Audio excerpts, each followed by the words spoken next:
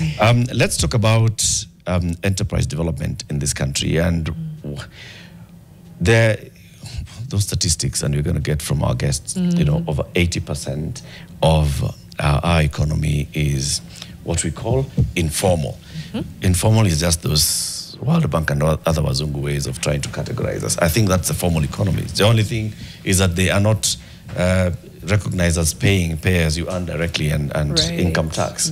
Okay, but anyway, a huge majority of our economy is from this informal sector. Many are on the micro, small and medium category of enterprises. True.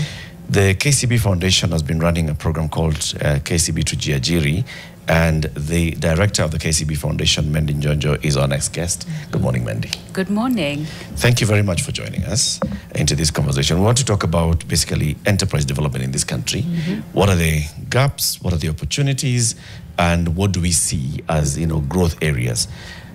Ordinarily, Jano would be seated here, Jano Bogua. She would give you the quote. She has decided to go and address the nation pre-Jamhuri Day. So the quote will be given tomorrow. No, at that address, not here. So we'll just get straight into the conversation. Starting off, I think with, people know KCB Bank, and then there's a KCB Foundation. What's the difference and what are the linkages between those two? Thank you. So first, thank you for having me. So the KCB Foundation is the entity that was set up by the KCB Group to make sure that our charitable objectives as well as our social impact objectives are met.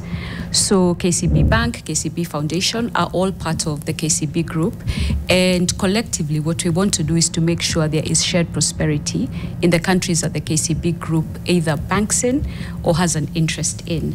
So we have been working in the country as a foundation since 2007, and the things that we do as the KCB Foundation is that we support education, access to education. We are also very clear we must work on employment or unemployment, depending on how it is that you want to look at it. And then we also have a small CSI program where we tackle humanitarian as well as other issues that the communities we support, we bank, may be facing. And altogether, the KCB Foundation, what we want to do is to make sure that the countries that we're banking in, that we're actually creating shared prosperity in these countries, so that there is also this notion of these are the communities that give us a social license to operate. So that is who the KCB Foundation is in a nutshell. Okay. You deal with those three areas: education, employment, and humanitarian assistance. Let's focus on employment. Yes. Because it's a big thing in this country. When I talk about employment, how exactly do you do this? And I know we get straight into the 2Jiajiri program and the MSME support in this area. So we do unemployment, and when you started, you were talking about the statistics, and the statistics are pretty dire. So generally about 13% of Kenyans will be unemployed, but if you narrow down and if you look at young people, so 18 to 34, you'll see this rises to about 67%. Sometimes you'll hear 13% and it feels relatively abstract, but when you think about it, it means if you have 10 people, one of them, at least more than one of them, is going to be unemployed. And when you think of what lies behind unemployment, you're talking about sometimes access to healthcare, you're talking about access to food, you're talking about access to all of these things that make life livable, as well as dignity. So this is not just an abstract statistic. And when you think about the 67% number, 67% of young people are going to be unemployed. It is not something that you can look at and just walk away from. So what we do with the 2Jiajiri program is that we tackle two sides of the same coin. One is workforce development, because we know you need to have people who are powering industries. And then the second is enterprise development, which is you need to support the enterprises that actually employ the people. And these two things are the things that we do to make sure that we're trying to tackle and chip away at the unemployment program in the country. I'll start with the fact that we've seen quite a lot of interventions, both from government and from industry, to tackle unemployment. What is 2Jiajiri doing different? What's different about this? How will this be the one that works? So how unique are we, right? Yes. And there's that joke, you're unique just like everybody else, right? Yeah. So, but 2Jiajiri, what we wanted to do is that in these two things that we do, which is workforce development as well as enterprise support. So if you look at workforce development, which is where we are trying to make sure that we provide market-ready skills, as well as also not just training people, because there's a bloat if you look at what is happening in the country. There are very many people who are trained, but there are not enough pathways for these people to get jobs. So what we've been trying to do is to shift the odds a little bit more in favor of people who are trying to enter the workforce. So we've been trying to make sure that, for instance, we partner with training partners who provide pathways to employment. Recently, last week on Tuesday, we had a graduation at Kibondeni College, and some of the things that partners like that are doing really fantastically is that they are partnering with private sector, so that you're not just training people in hospitality, but before the young people leave, they already know, where am I going to get my training in terms of internship? And then also, where am I going to be able to get my first job? So those are some of the things that we're trying to do to skew the odds more in favor of young people who are in the space of workforce development, as well as also other additionalities, because we found if you give somebody who's been trained in vocational training a toolkit, you allow them to be a little bit more stable than someone who doesn't have a toolkit. It gives you much more ability to ply your craft with a bit more money. You mean a physical toolkit? Sorry, no. In a toolkit ya simu. Yes, a physical toolkit. A physical toolkit. Yes. That makes them market ready, job ready, as opposed to perhaps even renting things or borrowing, or or just not being able to work. Okay, those are some good interventions, and I'll get into the practicalities in a bit. Yeah. I just don't see what's unique. Look, we have an education system in this country that takes children through basic education up to Form 4, and that takes them through post-secondary education. Counties have vocational training centers, and national government has TVETs. Many people will end up into the vocational training or into TVET or into university, and they finish with a certificate. And many of them will have workshops, so they have a practical skill. Correct. There are many private VCTs and TVETs in this country. So when you say that what you're doing is, we are partnering with training partners so that we can skill this, I mean, what different are you doing? This is exactly what happens to people post-secondary. Absolutely. And in terms of what are we doing that we're also particularly proud of, is that if I, for instance, drill down on the workforce development work, it's not just partnering with people to be able to get vocational training scholarships to people who desperately need them. That's one of the interventions that we're doing to make sure that people who otherwise would not have been able to attend this vocational training are able to access that. And then the other thing is that those interventions that I was talking about, we're also putting them in place to make sure that we have very clear transition, numbers. So you'll find, like, for instance, in our 2Jiajiri program, about 67% of our people who will go for training will actually get employment. And for me, that is the number that I keep. Sorry? About 67%, 68%. And for me, that is, can I say, the gold at the end of the rainbow. So what we're trying to do is to make sure that the bottom line, which is, are people getting jobs, that is actually being achieved through our workforce development as well as our enterprise development numbers. Now, to answer your question, how unique is this? So for me, what we really want to make sure we do is that we're able to provide employment in terms of being the only one, or being the, can I say, the unique person who does this. For me, I find that this is something that, if I may quote the Bible, it's one of those spaces where the harvest is plentiful. It is just that the laborers are so few. So the more of us who are doing this work, I feel the better it is for people who are trying to increase youth employment in the country. Okay, I've picked out two things. One, vulnerable, who would have otherwise not had the opportunity to get the training. And then 67% of them get employment. Let's define this employment. Certainly. What do you mean that they get employment? What does that mean? So when I say they get employment, it means that by the time you are leaving, ideally, by the time you are leaving the vocational training institute, the private institution, or the vocational training center, number one, there has been some sort of job linkage, which means that you are able to get apprenticeship. And typically, this also helps you when you're trying to do your NITA exam, which is a very hands-on, a very practical exam. So when you've been able to do this, the odds of you passing this exam are actually higher. Right. And it also means that you're graduating with a certificate in your hand.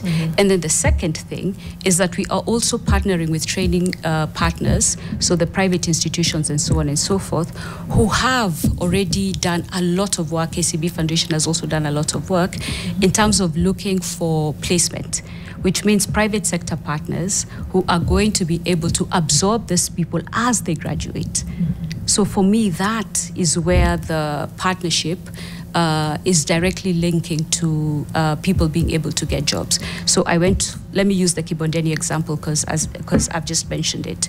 You graduate Kibondeni, you are able to get some sort of apprenticeship in, let's say, Java, and then after that, before you leave the college, you already know you will be placed in one of this hospitality partners that they have. It's hotels, it is restaurants, and so on and so forth. So it's very deliberate. We are not interested in training just for training's sake. It is training that leads you to a job. Okay. I think Eric was going into, is it meaningful employment, right? That was gainful, meaningful employment. Is there a way to track that? Because as much as Kenya has an unemployment problem, we have an underemployment problem, and a big one at that. Correct. That's actually, you've hit on the central truth of what is true, because I know we talk about the unemployment rate, and then we also have disguised employment as well as underemployment. I haven't had disguised employment before. Disguised employment is, I was trained in X, I'm a mathematician by training, and then development studies, right? I looked for a job, I couldn't find it. And so I take the first job that I am able to get, right? So there's that. Bora kazi. Bora kazi, yeah, because bora uhai, yeah. And then there's also underemployment in terms of I am maybe trained as, well, maybe not doctors, because you'll find they'll typically get employment, but I am trained, let me use that example. As a journalist. Okay, go. No, you use yours. I was just... So you're trained as a journalist, right? Yes. You are fully certified as a journalist, but you're not able to necessarily get a full-time job as a journalist. So what you do is that every so often, you'll be producing a few stories, if you're able to. It is a fraction of what constitutes your actual income, and you're also not necessarily working at the true capacity that you actually have. So that is underemployment. Are there some graduates who go into self-employment? Absolutely. Is that a focus? Because I'm thinking about enterprise development. So there's some people who may come into this program, into a program just thinking, I want to get skills so I can go and do this thing for myself. Absolutely. Yeah. Is that a focus? Or do you insist you first must go and work under somebody, then you can go and work for somebody? No, not at all. Because I like the way you started the conversation, where you were talking about, okay, maybe I'm putting words in your mouth, but you were talking about just how problematic it is to call the informal sector, informal. Because when you have a sector that employs 83% of the population, that is the labor force. That's the labor force, right? So it is absolutely true that you'll find there are quite a lot of people who will join the vocational training or workforce development program because they're very clear. I want to go into my own employment. And for some, it's not just my own employment. I want to start an enterprise that actually employs others. So the numbers vary from sector to sector, but you can say maybe around 20-30% of people who do this will want to end up in this sort of construction. Okay. Thinking through soft skills and non-technical skills. Again, a big gap that you hear from employers is the skill is there, but people relations, soft communication, timekeeping, things like that.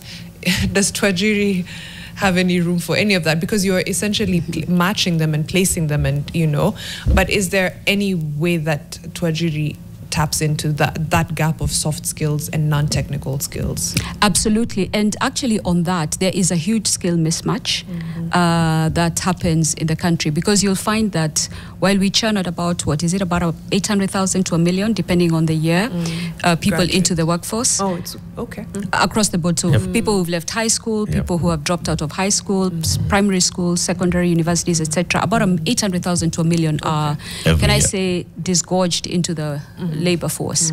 Only about 200,000 of them will be absorbed. So there's an 800,000 gap of people who need to get some sort of employment. Now, when you listen to the Federation of Kenyan Employers, they will tell you, actually, we're not able to, absorb these graduates immediately. We still have to do some sort of, let me use the word panel beating, for them to be able to work in my enterprise. So some of it is technical ability, right? And I think, credit to also, can I say, the Department of TVETs as well as training institutes. They've been trying to make sure that they have more market-ready skills. True. And then the thing that you're touching upon is absolutely spot on. Let me use one of our partners, Don Bosco in Kakuma.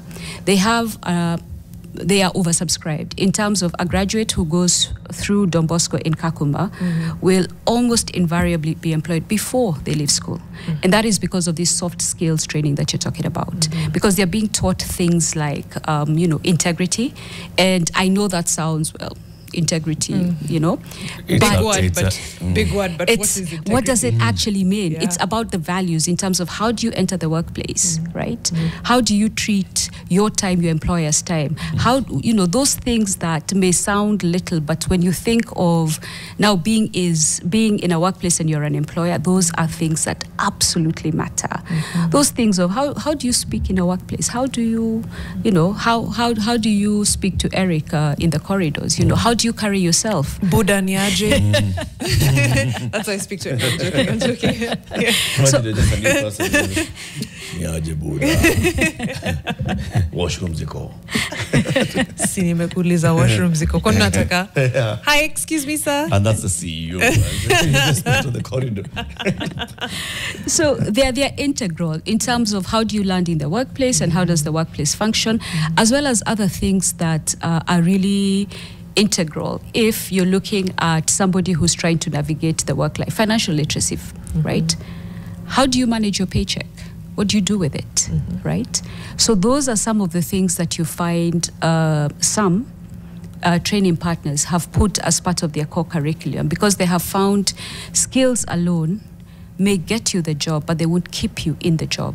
So this double combination is what has really led, I feel, towards some of these institutions having oversubscribed graduates, but even before they graduate. I want to look at what you've just said, and that's a very good statistic. We have about 1 million people entering the education system every year, and 1 million leaving on the other end every year. And you say, out of this, you'll find just about 200,000 will get absorbed into the job market. 800,000 will not get absorbed into the job market. From what you've described so far, you are dealing with the 200 that they are valuable for the job market.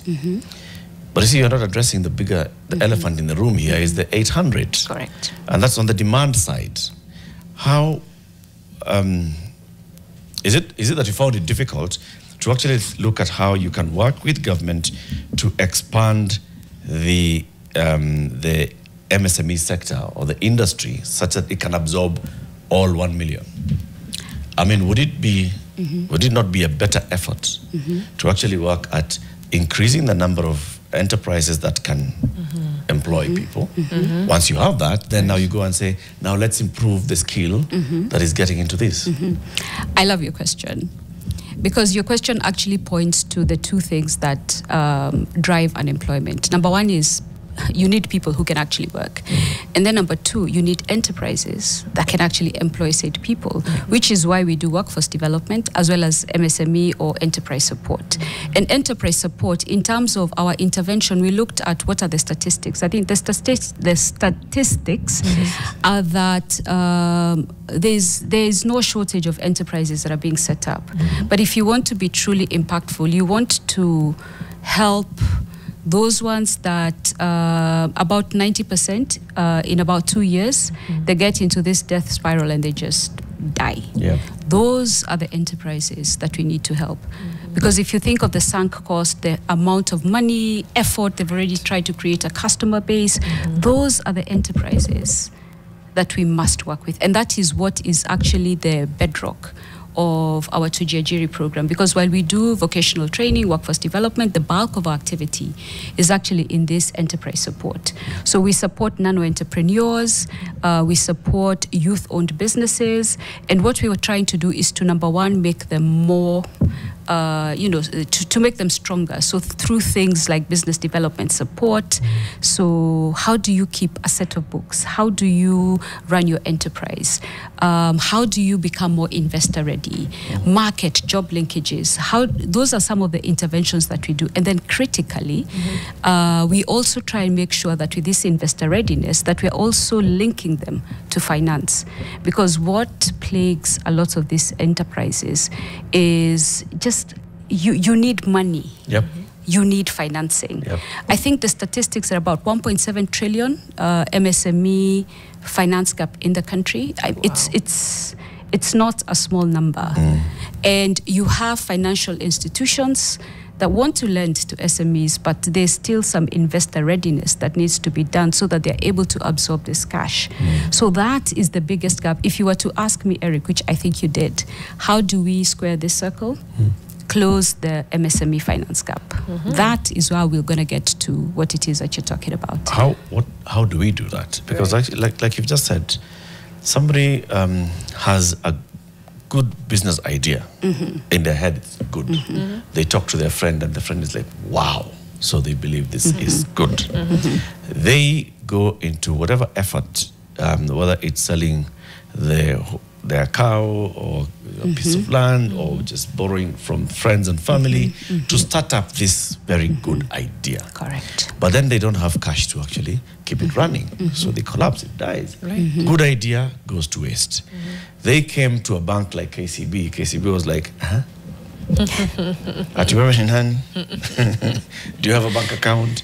Do you do this and the other? And that's where the gap has been, right? So how do we bridge that gap? How do we, give me a practical example of how you support a nano entrepreneur to actually thrive in their business? I'll give you. What's a nano entrepreneur? Oh, thank you. So think of small enterprises that have about maybe 5,000 Kenya shillings turnover daily, right? So mama mbogas, bodas, retailers. So the really small, tiny enterprises by size, not by determination and not by complexity, just by turnover size. So let me pull out a nano entrepreneur. Let me make her female. Right? So she's somebody who owns a business and has been in business for 2 years. Let me give you our running example on the show. Yes, please. Mariam Caterers. At the moment, it's just me. Sometimes Jano and Eric help. Okay. You know, Mariam Caterers makes, on a good day, a clean 5. Sometimes 2, 3. Let's say something like that. Okay. Yeah. So Mariam Caterers. Okay. With underemployment by Eric and Janet. They pitch in when they feel like, when they fucking just... We're not employed. We're volunteers. You're volunteers. Yeah. I pay them in food. Caterers, she is the one who cutters the onions, the skumas, she makes the food, and she delivers. The only other kind of support she gets is once in a while, she'll have a day person who comes to help, running the kitchen. Got it. Yeah. Okay. So let me start with the business itself, and then I'll also talk about the financial institution. Okay. So for the business itself, you'll find one of the things that it's also important that we debunk is a Mariam Caterers. Even though maybe the business is small, in terms of income, if you look at the business and if you look at the complexity and sophistication that is required to market your business, to tell people this is where you buy, what do you sell, cakes? She supplies lunch. Like lunch too. The guys at NMG. Okay. It's I have good connections. I know a few people here and there. They want like a 300 bob, 400 bob lunch or less. Okay. I'm able to do that. So you have figured out sourcing. You have figured out how to navigate, let me use the word complex licensing regulations, right? You have figured out all of these things in terms of health and safety, etc., right? So you are already... She's figuring them out. She's figuring as she goes. COVID came and everybody online was saying, go for your passion. Right. Yes. I mean, so Mariam listened. Biryani is my passion. She started doing biryani in the office, I mean at home, and bringing to the people in the office. And now it's that. Sometimes she's caught by Kanjo down here and asked you questions. Sometimes she is, people knock at her gate. She makes food from her home. And I said, wait, tumesikia unaran biashara hapa. All those, so she's figuring them out as she goes. Okay. Yeah. So that's a brilliant idea because we order her lunch daily. And the food is delicious. It is. Right? I have my suppliers. I have Ezra in City Market where I get my groceries. I know where I go, River Road, to get like the plastic containers at the cheapest and pack vizuri. Yeah, those systems are in place. Licensing is on my...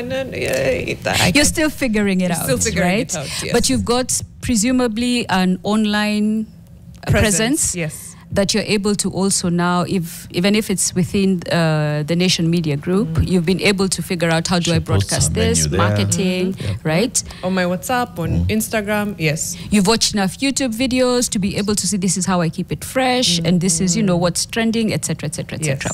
So these really are the people who are Mariam caterers and others like her. The only joke I'll make on this show, allow me please. Mariam and others of her ilk must have a backache because of carrying the national economy on your back. Now that you mention it, I am the backbone of you the are the economy. Backbone of the economy. Now that you mention it, Asante. 83% of our labor force is employed by people like you. So what we have found is that people like Mariam, typically it's a little bit of, so it's information around things like a set of books that allows you to have a conversation with the bank. Some of it, for some people, it's around phytosanitary standards. You need a KCB certificate. So just a little bit of upskilling and you're able to get that. So those are the sorts of interventions that we do. Now, in tandem, because it's not enough to just do that with Mariam, there is also something really...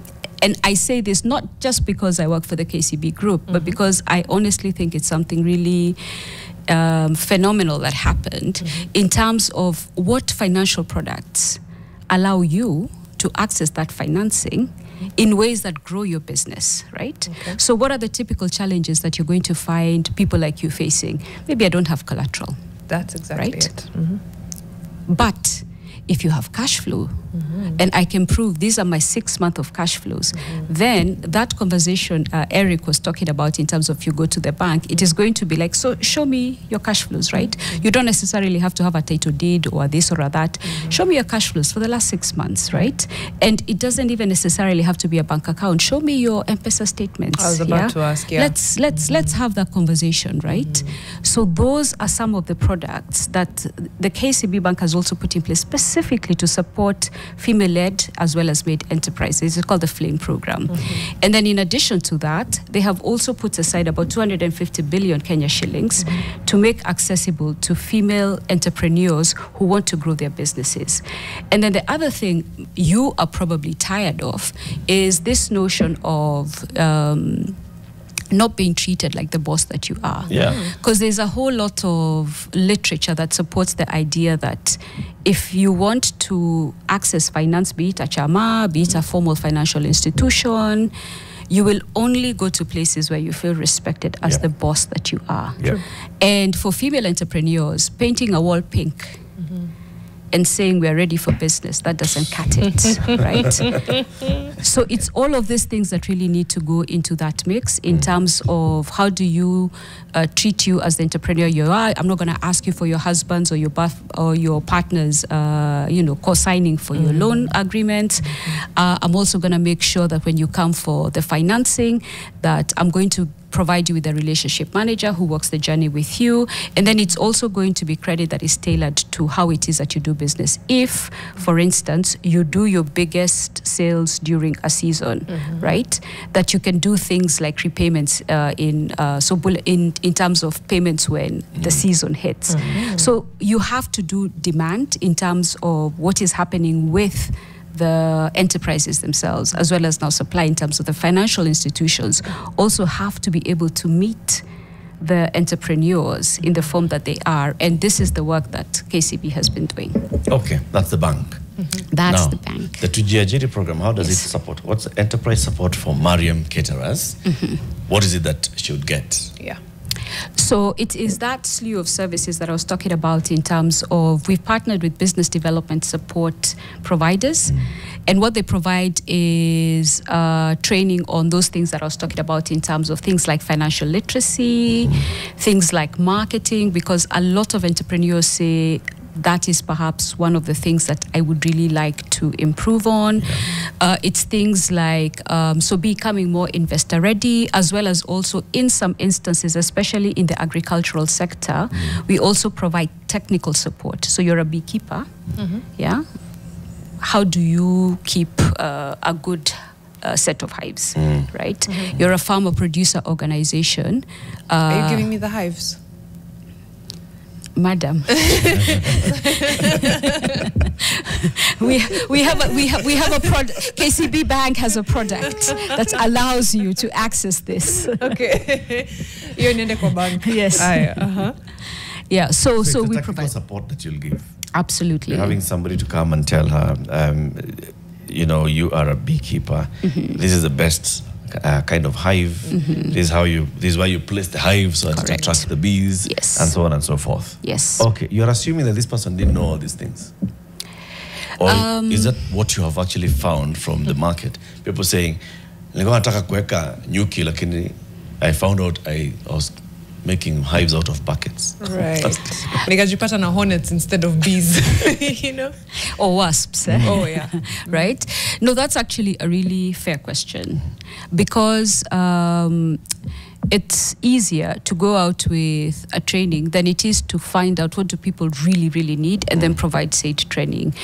I feel where we have arrived at is a point where we have seen what are the, let me say, I don't want to say gaps because that's a deficit way of looking at it, but what are the requirements that people are pointing at that they would like to have to be able to become stronger businesses? So that is always the starting point. So like let me use poultry now, for instance. There are very many poultry farmers in the country. So some of the work that we're doing in our current support for poultry enterprises is sometimes it's a small tweak in terms of how do you build your poultry house. There's a certain windward direction that you have to build. There's a certain way of how do you transport your bird after you kill it, because you find that those are some of the lessons that actively affect income, because there was a statistic I heard where if you transport your birds improperly, you will lose up till a third of everything you had invested. So it's those sorts of things that are really targeted and specific to income. So it's not training for its own sake. It's training that has to lead to some sort of useful as well as tangible outcome. Okay. I want to hear from a human perspective, like some of the impact for 2Jiajiri so far. Just stories that stood out for you for any particular reason. Because I always think it's nice to know, from Mariam caterers and co, how we're impacted. Okay. So I can give you two quick stories. One is for workforce development and one is, which actually leads to enterprise development, right? So let me use, again, I keep coming back to Kibondeni, but it's because it's also fresh. Right. Workforce development in terms of what this translates to on a very human basis. So one of the graduates was telling us this story of how the ability to access, so it's hospitality, Kibondeni College does hospitality. Yes. The ability to be able to go and do hospitality in a space where she was, trying to think, so what do I do after fourth form, right? What is my next trade? I know I can be a really fantastic caterer, but I need that, yeah? So she was able to get this. She was able to go to school. She was able to graduate. She was able to get internship. And then, as Eric also pointed out, after working for about a couple of months, she's like, yes, thank you. However, I can do this, right? So now, what she then now did is that she decided, I'm going to become a caterer. I'm going to be a Mariam caterer, right? And so she set up her business, and she's now doing this in terms of now providing her services to, well, her clientele. She advertises on Instagram and so on and so forth. And for me, that trajectory where you're able to, a lot of Kenyans, what I found is that just open the door for them, right? Right. Just give them that scholarship. Right? Kenyans will take it and run with it. So for me, it is a story that this year we're going to do about 16,000 vocational training scholarships. It's a story that is going to be repeated 16,000 times, right? So somebody just being given a small opening, you go out, you create the opportunity that you knew you always had in you. Right. So it's that, just the window, just like absolutely you said, the opportunity. Yeah. A lot of what we lack again is the opportunity. It's the financing. A lot of times, sometimes it's just a space, a space that allows you to thrive. And I'll say that now from a more national outlook, right? It's interventions like this exist again because of the statistics that we've read.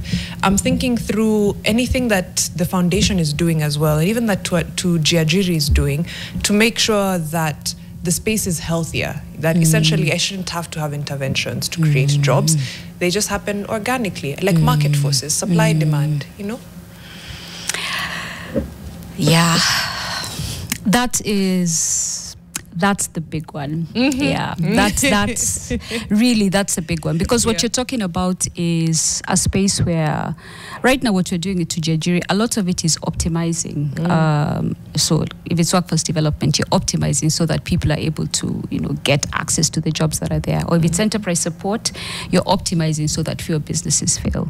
But what you're talking about is actually the heart of also what needs to happen. We need to be creating more jobs in the country. That is a central fact. We also need to have, can I say, more policies that also support this sort of jobs, tax regimes that are also favorable to small, micro, medium, large enterprises, an educational system that is creating students that are actually ready for the workforce and are ideally ready for the workforce of the next 10 years, right? Not of today. So that is the work that has to be done. And I'll go back to that statement that I made in terms of there are a lot of good people who are working on this space, but still there is a lot that still needs to be done.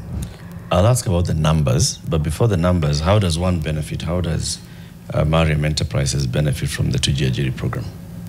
How does she get to know about it? How does she get into it? How does she go through it? How much does she need? So Mariam, as a person who maybe wants to do catering, so maybe not Mariam specifically, right? So before you wanted to do catering, right? So what you will do is that every so often we will put out these calls for scholarships, and currently we have a few that are open. I'm gonna read out a few, and then what happens is that we have partnered with training partners, about 330 across the entire country, and what you need to do is, number one, you have to be willing and able to attend the training. So we'll provide the scholarship in terms of the tuition, the protective equipment, the NITA or the exam fees. So KCB Foundation will pay for that, right? In some places, we've also partnered with counties that are also going to really support. A lot of them will do half the matching funding. So for instance, right now we have We're taking in about 1,000 of this in Nyandarua County, so they've put in another 35 million to be able to support this program. So we name the other counties that you can. I just want to give them appreciation for matching your contribution. Oh, absolutely. So we have about 20 counties. Okay, that might take a while. Okay, so okay. Yeah. So, but it's Kajiado, it's Kisii, it's across the entire country that we have this county matching partners. Okay. Now, for the enterprises, we also do something similar where we will also put out a call for this. So what we want to do is to make this training free for the people who have businesses, have been in business and want to be able to become more investor ready, as well as maybe sometimes technically ready. So we also partner with counties to make this available to their constituents, as well as also private sector. So noteworthy is in January with Elgeyo Marakwet County, we have partnered with them because we want to support about 100,000 nano enterprises. So the small businesses, right? And it's based on their wealth creation program. And what we want to do is to make sure these 100,000 people get, at the very least, a modicum of financial literacy, and then now work with them in terms of how do they get access to finance, and access to finance that is predictable and that also grows their business. So these are the sorts of interventions, and this is how you can be able to look at it. We are on all platforms at KCB Group, and currently we have, if I may just name a few, in terms of what's going on right now, we've partnered with constituencies, so Muhoroni, Sotik, Garsen, Yatta, Suna West, Kinango, Matayos, and this is for various trades: electricals, fashion, plumbing, computer, and the deadline for application is December 14th, so please use the long holiday to put in your application online. And then the interviews start on the 17th of December. Nyandarua County, again, 1,000. It's going on this week and next week. Interviews are currently going on. We hope to place people so that in January they are in school, and these are fully funded scholarships. Elgeyo Marakwet, we start in January 2026. And so those are for the businesses. Elgeyo Marakwet is for the businesses. Yes. 100,000 businesses. 100,000 entrepreneurs, nano enterprises. But I like calling them businesses because, Eric, that is what they are. That's what they are. Yeah, absolutely. Absolutely. And then the others are for now scholarship for training. Correct. How long is the training? So, and is it boarding? Typically, no. You'll find that a lot of people who do these trainings, these are people who, I want to come in, get in, get out. So a lot, all of them are actually day. Okay. And typically it will range from 3 to 6 months, depending on the course. One of the things that we have found is that the 3 months in training, 3 months in some sort of apprenticeship, internship yields the best outcome. Right. So we skew heavily towards that 3 months in, 3 months apprenticeship, and then now job placement. Okay. There was something about the change in the market and what it wants. And, you know, we talked about this skewed, the soft skills, we talked about that, but also the market is more accepting of TVET graduates, for example, vocational training institute graduates, and the absorption rate seems to be a bit higher.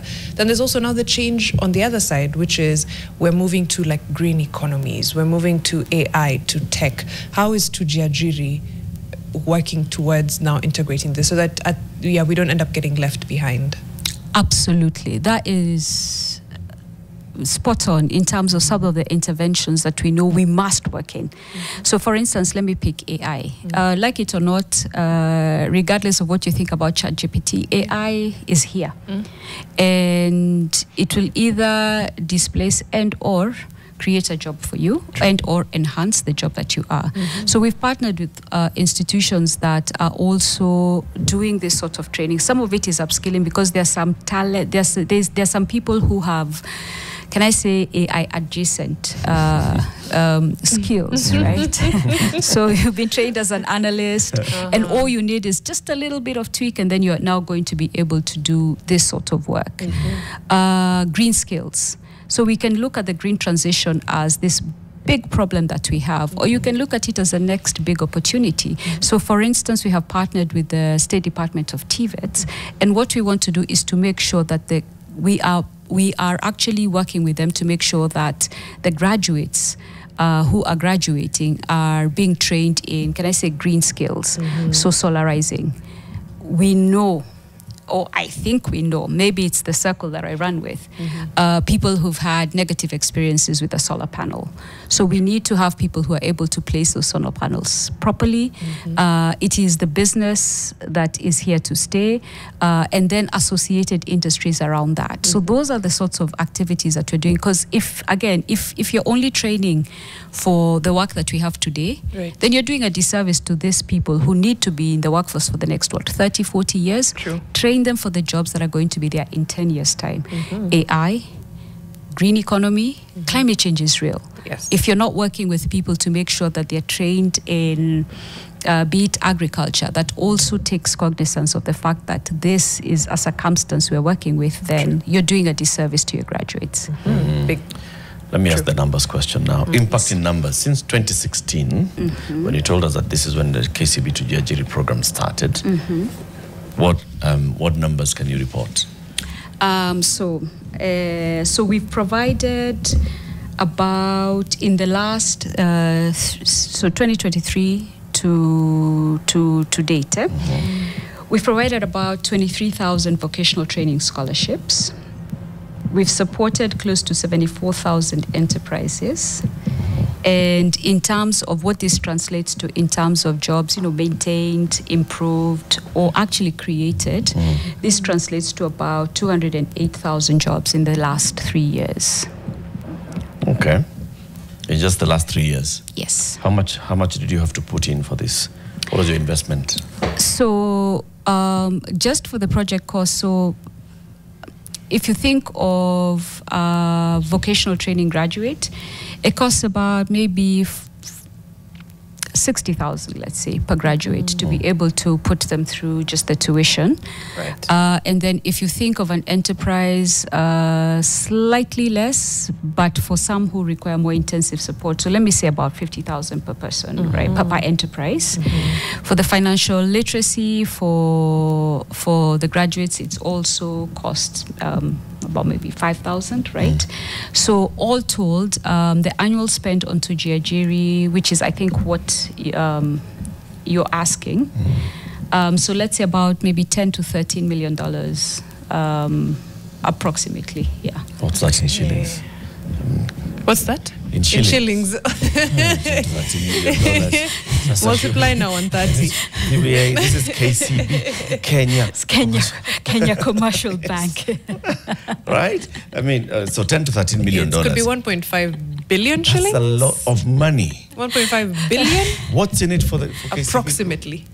Because this is a huge investment. Yeah. It is. What's in it for the bank? There's nothing. You're a mathematician, right? There's nothing like a free lunch. True. And actually, let me give you what KCB puts in. KCB Bank Kenya is my very faithful and very, very constant donor. So they provide up till 1.5% of their profit before tax to assist the KCB Foundation. And this is every year, without fail, since the foundation started. What is in it for them is that notion that I started with, which is that, let me take even from a pragmatic perspective. If you are not creating your future customers, right, then for a bank that has been in existence for 120 years, after a while you run out of runway, right? So you must invest in the next customers that KCB is going to be, is going to bank. And I take, let me borrow a phrase from our group CEO who says that as KCB, we cannot afford to be neutral in this conversation. That is an option you lost when you're the largest financial institution in the country. You cannot say, I'll sit this one out. That's not an option. So you have a responsibility. Right? You have a responsibility, even just from a pragmatic perspective. You do. And then from a more social impact perspective, it is that recognition that if you're not being truly part of the communities that you're banking, then I don't know how long you can last in this game. Right. You really have to be part of the communities that you bank. So there's a tagline for people for better, and that is where KCB does the giving to the KCB Foundation, as well as also the other work that we do. It's because and there's a lot of evidence there in terms of for better, right? It's actually better for the country, for the bank, and for the people who actually even work in the bank. So it's that mix of, it's a values reason as well as a very pragmatic reason. But I would like to say it is the values that we lead with. That override or Absolutely. lead. Okay, that I like lead, that word. Right? And it helps that there's a pragmatic, really good reason, but it's for people for better. Thank you. Thank you very much. Mending Jonjo, the director, KCB Foundation, talking to us about enterprise development, workforce development, and also supporting enterprises through the KCB 2Jiajiri program. A lot of good work being done there. And yeah, go to you said follow the KCB Foundation, KCB Group. At KCB Group on all platforms. Right. And you'll be able to see how to apply for what. The deadline is the 14th. And on the website as well. Yeah. 14th for this current CDF partnerships. Nyandarua County this week and next week. Our KCB Scholars Educational Program, we now have tertiary high school education scholarships that will be rolling out after the results are out, as well as something really close to my heart. We support student athletes, so guys who are good in running. On the 17th of December, Cherengani, go to Transcend Academy. If you know somebody who is really good at running, athletics, right? And we do full scholarships for those students. Can I throw a challenge your way as we close? Please. Supporting athletes, students, etc., who may not necessarily be the most academically gifted or the best sportsmen and women, because they deserve a chance as well. And sometimes we want number one, but everybody deserves a chance. Just putting it out there for future reference. Cindy, Okay. so Okay. just something to think about.